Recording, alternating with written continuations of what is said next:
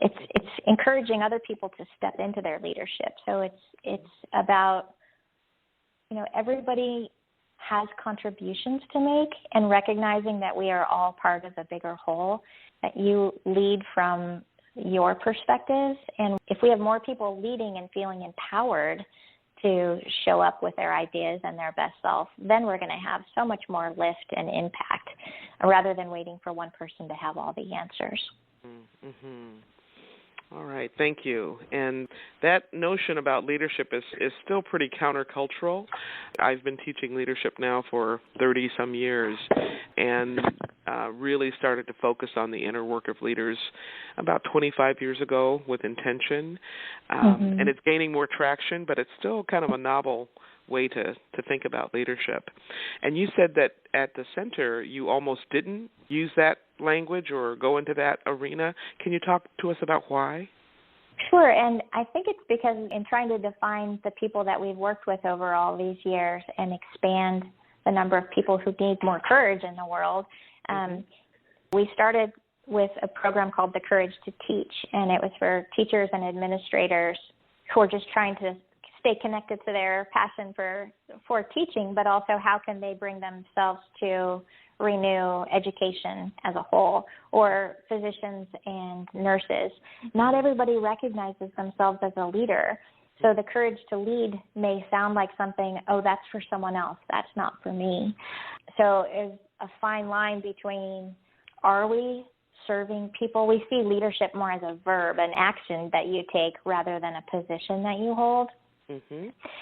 But we also serve teachers and the medical community and nonprofit leaders, clergy and faith communities, reaching into the business world or government. I mean, there's so many professional sectors that can stay siloed or can stay like, oh, well, that's not just our audience. We're talking about collective courage and collective impact. And what everybody has in common is that they are leading in a new way. They're leading authentically, or it's transformational leadership, or they have tapped into their courage to lead. So leadership was also a way of trying to define what we have in common. And we couldn't come up with another word. So, yeah, I still don't know if leadership is the right word, but that's where we thought we would try it out loud. And so the subtitle of the book is Leading and Living with Integrity, and that turns it more into an action word rather than leadership as this is only for leaders. It's about leadership. Got it. Yeah, thank you. Thank you. So I want to ask you, how, in your view, can people best use your book? Well, I've had a lot of people since it came out tell me that this would be a great book to use for book groups or in discussions, because so much of what we do in retreats is we talk about reflection with other people. So if you have even one other person to go through the book with and have a chance to talk about what you're learning or practice with each other, we go into the touchstones, and then there's stories along the way in each chapter of real life leaders, the people that I've interviewed. That's one way to do it. And we are working on a reader's guide. We just haven't gotten it out yet. So stay tuned and stay patient about that. There is a website, courageway.org, where we've created an introductory email series. Right now there's about 8 emails that are spaced about a week apart that give a practice and a reflection that you can use as an ongoing activity to kind of start looking into these ideas some more. Is that a resource that people can tap into, or do you have to have a special membership or something to gain access to that? That is a free resource. It's an email series. So if you go to courageway.org, scroll down a little bit, there's a sign-up form, and you'll start receiving emails spaced out a few days apart. So free resource there. There will be some things you can download. There's the touchstones. You can get a printout of those. I think you can also use the book just in terms, I love to do this myself, is just open to any page and read a short section. There's a lot of really wonderful quotes in there that you can just take with you into your day, think about. Okay. So lots of different ways to read it and to use it and to apply it, it sounds like, and to share it with other people. Yeah. I think it's really meant to suggest some new ideas and suggest some practices. that you can try out. You could buy a blank 3-ring binder or a spiral notebook and take some notes as you go, or just take notes in the margins. Yeah. Feel free to mark it up, make it messy, turn down the corners of the pages. I love that. You probably are familiar with one of my favorite poets, Naomi Shihab Nye. Mm-hmm. Yeah, she talks about books that are well used, well loved, are marked up and dog-eared, and then we pass them on, right? Yeah, exactly. I love buying used books and seeing all the underlines. Yeah. Okay, so we're coming close to the end of our time together, and I just wonder, Shelly, are there any questions that you wished I had asked you that I didn't, that you'd like to maybe respond to, or any additional comments that you'd like to share with us about your book or your practice or about the Center for Courage and Renewal? There's one other thing that I learned in writing the book that I have found really helpful to start thinking about how I build my own courage.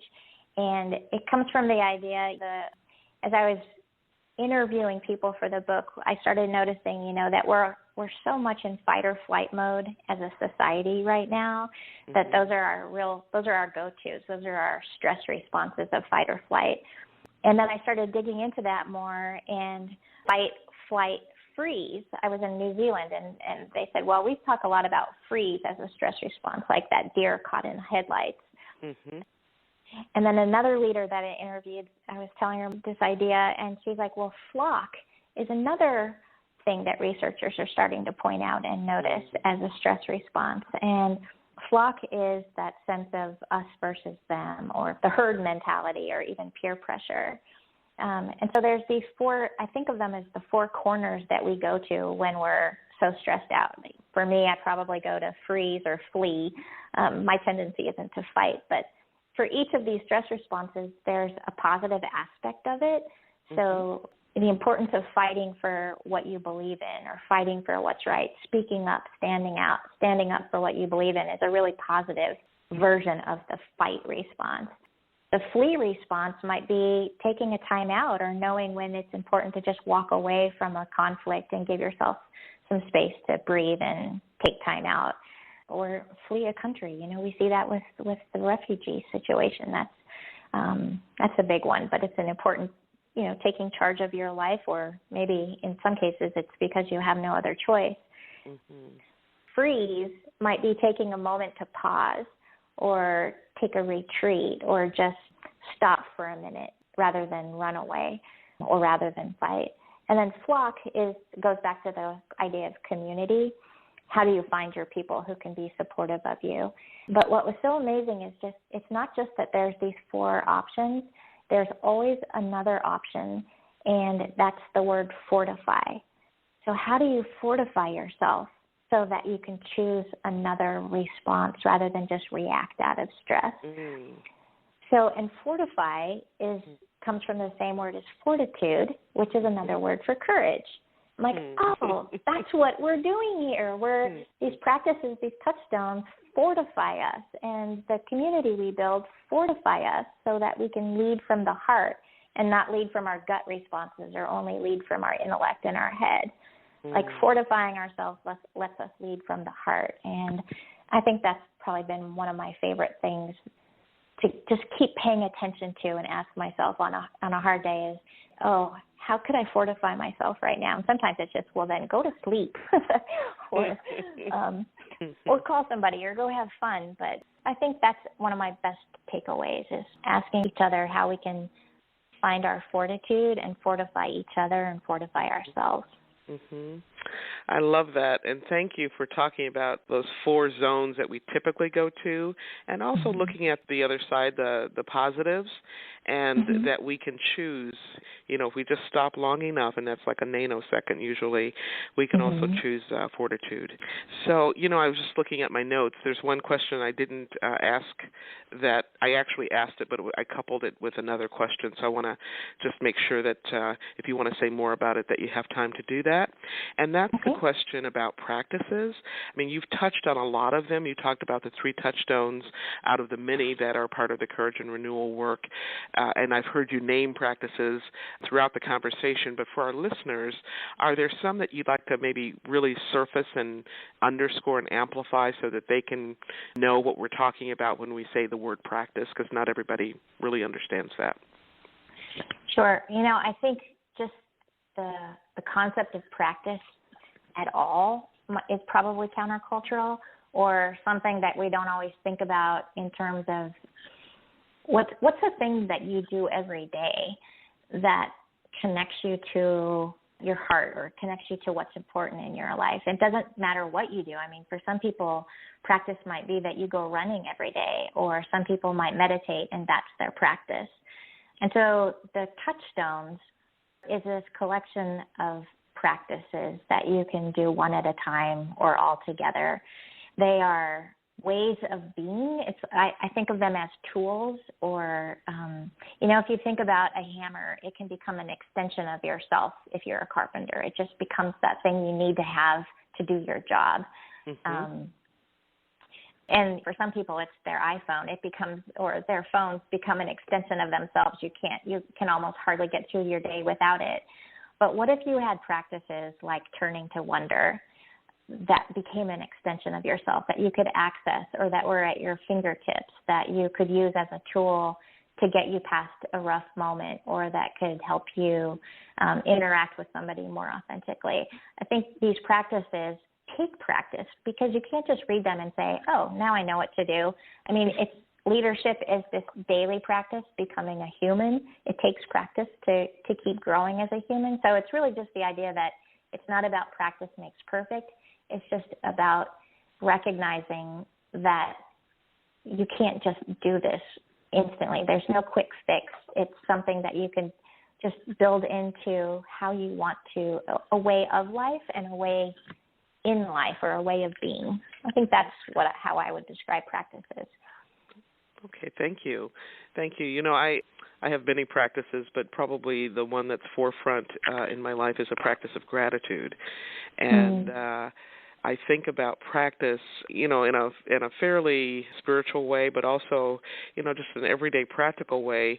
Most people understand that it takes practice to learn how to ride a bicycle, right? You don't just get on a bicycle, a two-wheeler, and not fall down. And so you have to take little steps, the tricycle, maybe for some of us, the training wheels, and it takes a long time to really work up the kind of mastery where you don't fall down on a two-wheeler. And the same thing with an everyday practice. It's not just something that you can do occasionally and have it become a way of being, but something that you do over time, gradually, incrementally, and over and over and over again, right? So thank you for sharing that. Thank so, you. Shelly, are there any projects that you are working on, or any places that you're taking the book that you'd like to share with our listeners so that they can learn more about your work and maybe follow you and just get more into the Courage Way? Sure. Well, CourageWay.org has a variety of quote plates that people can click on. On social media, there's both the Center for Courage and Renewal. So on Facebook, it's Courage Renewal.